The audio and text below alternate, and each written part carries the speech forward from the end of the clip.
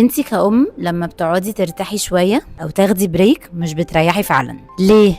لان انتي اصلا بتنسي ترتاحي، دماغك شغال على طول الوقت بتفكري الولاد بيعملوا ايه، طب يا ترى كلوا ولا لا، طب انا لازم اقوم اعمل اكل، طب لازم اعمل ايه لبكره، طب عايزين نشوف الواجبات اللي عليهم. الفكره ان هو مش مجرد انك تاخدي قيلوله وكده هتبقي تمام.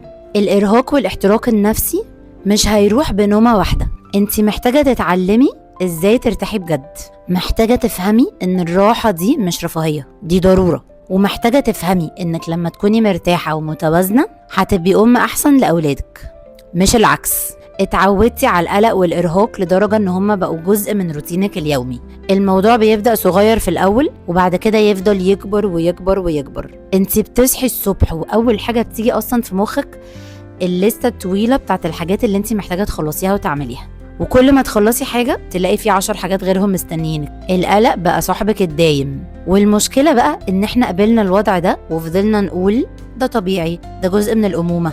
لكن الموضوع مش كده خالص، وانتي تستاهلي بجد احسن من كده.